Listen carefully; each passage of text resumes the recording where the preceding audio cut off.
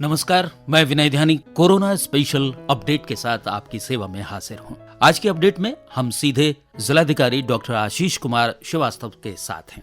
जानेंगे उनसे जनपद देहरादून में कोरोना संक्रमण की स्थिति क्या है, किस तरह से शासन और प्रशासन कार्यवाही कर रहा है, क्या इंतजाम हैं और क्या तैयारियां चल रही हैं। सीधे बात करते हैं डीएम डॉक्टर आशीष श्रीवास्तव से। डीएम साहब, इस समय कोरोना को लेकर क्या क्या व्यवस्थाएं, क्या तैयारियां शासन स्तर पर की हैं और वर्तमान स्थिति क्या है? देहरादून जनपद जो है उस समय अभी 18 पॉजिटिव केसेस पाए गए हैं और हमारे उन 18 पॉजिटिव केसेस में से 4 को क्योर कर लिया गया है।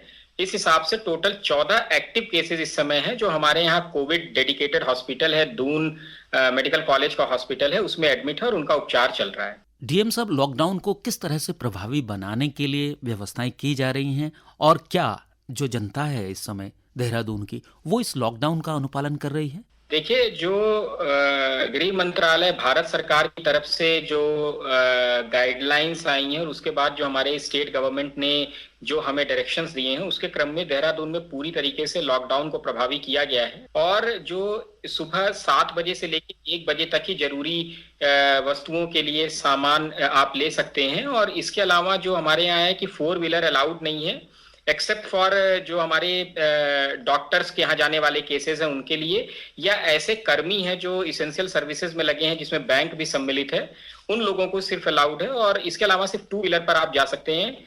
और इस लॉकडाउन को इसेंशियली और ज्यादा प्रभावी करने के लिए जो हमारा थोक मार्केट है, अगर मंडी है तो मंडी में पब्लिक का जाना नहीं अलाउड है और जो आढ़त बाजार है वो आढ़त बाजार में भी जो रिटेल शॉप वाले हैं उनके लिए अलग समय किया गया है, वो दिन में 2 बजे से लेकर 4 बजे तक वहां पर खरीदारी कर सकते हैं।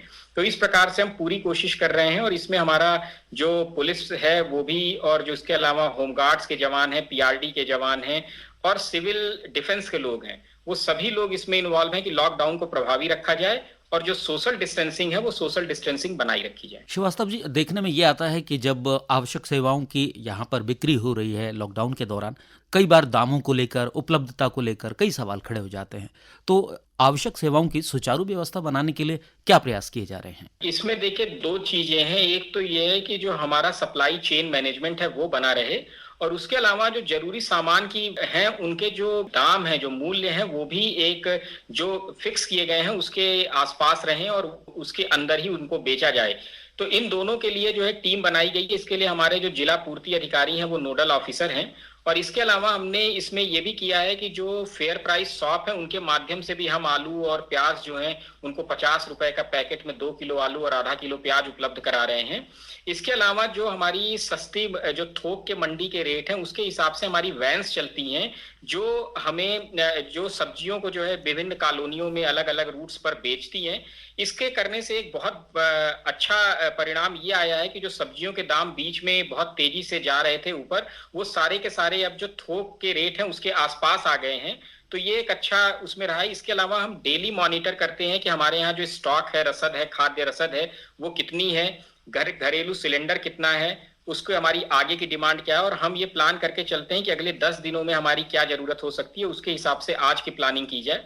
तो इस हिसाब से कोई ऐसी दिक्कत हमारे जनपद में नहीं है जहां पर ये इशू हो। बाकी जो हमने रेट्स हैं वो इसेंशियल कमोडिटी के फिक्स किए हैं और वो रेट जो व्यापारी हैं और प्रशासन के लोग हैं उन्होंने मिल करके किया है और उस रेट पर ही अब ये रेट लिस्ट जो है सारी दुकानों पर चस्पा की गई है और उसी रेट के अंदर ही ये सामान बेचने होते हैं। डीएम साहब, ये कोरोना वॉरियर की जो अवधारणा है वो क्या है? देखिए, जो हमारी जो इस ड्यूटी में लगे हुए हैं उनका भी उत्साहवर्धन बना रहे उसके लिए जिले में एक corona warrior of the day की व्यवस्था की गई है और डेली हम एक सिविल सोसाइटी को के रिप्रेजेंटेटिव को और एक स्टाफ को, चाहे वो किसी भी विभाग का हो, जो कोरोना की रोकथाम के लिए बेस्ट काम कर रहे हैं उनको हम उसमें नामित करते हैं और उनको जो है प्रशासन की तरफ से मैं खुद उनसे बात करता हूं और उनका उत्साहवर्धन करता हूं कि ये काम और लोग भी उसी तन्मयता से करें जैसे वो कर रहे हैं। श्रीवास्तव जी, सबसे पहले देहरादून में 2 बस्ती जिसमें भगत सिंह कॉलोनी और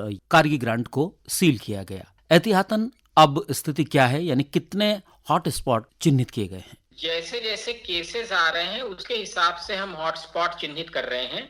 अभी तक हमारे यहाँ जो हॉटस्पॉट में जिसको हम मानते थे, जिनको हमने बंद किया, वो हमारा फॉरेस्ट रिसर्च इंस्टीट्यूट है। इसके अलावा भगत सिंह कॉलोनी है इस और जो है मुस्लिम कॉलोनी जिसको कच्ची कॉलोनी कहते हैं, इसके अलावा कारगी डोई वाला बरा वाला जो तोक है वो है, और इसके अलावा केशवपुरी बस्ती डोई वाला में है। इन सारे एरियाज में अभी हमने एंट्री रेस्ट्रिक्ट किया है या लॉकडाउन किया है। डीएम साहब, कोरोना के मरीजों के ट्रीटमेंट की क्या व्यवस्थाएं की गई हैं और आने वाले समय में यदि मरीजों की संख्या बढ़ती है तो क्या सुविधाओं का भी विस्तार किया जा रहा है? अभी जो है हम उसमें ये कर रहे हैं कि जैसे सरकार की गाइडलाइन है कि जो जहां पे भी कोविड का इलाज होगा वो डेडिकेटेड हॉस्पिटल होगा। तो अभी इसमें हम प्राइवेट लोगों को हमने ये चिन्हित कर रखा है कि कौन कौन ऐसे हैं। अगर हमारी जो डेडिकेटेड कोविड फैसिलिटी है जब वो भरने को हो जाएगी, जब वहां पर सैचुरेशन आने लगेगा, तो उस समय हमें किस तरीके से प्राइवेट हॉस्पिटल्स को लेना है, क्या करना है, वो सारी तैयारी हमने कर रखी है और आगे उनसे भी फिर उस हिसाब से मदद ली जाएगी। श्रीवास्तव जी, अगर जन जागरूकता की बात करें तो विभिन्न सामाजिक संगठन, मीडिया, ये सभी कोरोना अवेयरनेस का काम कर रही है। जिला प्रशासन किस तरह से इस दिशा में आगे बढ़ रहा है, यानी जन जागरूकता के लिए किस तरह से प्रचार प्रसार किया जा रहा है? जो हमारा कोरोना संक्रमण से बचाने के लिए, जैसे हमारे यहाँ नगर निगम की गाड़ियां जाती हैं उनमें पब्लिक अनाउंसमेंट सिस्टम है, दूध की गाड़ियां जाती हैं उनमें पब्लिक अनाउंसमेंट सिस्टम है, उसके माध्यम से हम पब्लिक को बता रहे हैं, घर घर पैम्पलेट्स भेज रहे हैं। इसके अतिरिक्त हमारा प्रयास है कि ट्रेनिंग है, वो ट्रेनिंग अवेयरनेस की ट्रेनिंग दी जाए। जो हमारे धार्मिक गुरु हैं उनसे हम रिक्वेस्ट कर रहे हैं कि वो भी अपने कम्युनिटी के लोगों को इसका मैसेज दें। और सबसे इम्पोर्टेंट इसमें मैं ये बताना चाहूंगा कि हम यही है कि लोग सामाजिक दूरी बनाए रखें, अपने घरों में रहें। यही एक मात्र उपाय है जो सबसे इफेक्टिव उपाय है इस बीमारी से अपने आप को बचाने का। डीएम साहब, आखिर में जनता से क्या आह्वान, क्या अपील, क्या कहना चाहते हैं आप? मैं हमारी पब्लिक है उसको अनुरोध करना चाहूंगा कि हम सबको इस बीमारी में मिल करके इसका सामना करना है और आप सभी की जरूरत पड़ेगी हमें। अगर इस बीमारी को हमें रोकना है, प्रशासन को आपकी जरूरत है और आप प्रशासन का साथ इस तरीके से दे सकते हैं कि आप अपने घरों में रहें, अननेसेसरी बाहर नहीं आए, जो जरूरत है तब आए, सोशल डिस्टेंसिंग बना करके रखें, अपनी पर्सनल हाइजीन का ध्यान रखें, थोड़ी थोड़ी देर में साबुन से हाथ धुलते रहें। और यदि किसी को भी सर्दी जुकाम या तबीयत थोड़ा बुखार आने की शिकायत है तो तत्काल वो स्वास्थ्य विभाग की टीम से जो है वो कांटेक्ट करे या हमारा जो कंट्रोल रूम नंबर है उस पर बताए, जिससे कि हम उसको चेक कर सकें और उसका इलाज कर सकें, जिससे कि इस बीमारी को पूरी तरीके से रोका जा सके। धन्यवाद डीएम साहब, आपने महत्वपूर्ण जानकारी आकाशवाणी के साथ साझा की। बहुत बहुत आभार, धन्यवाद।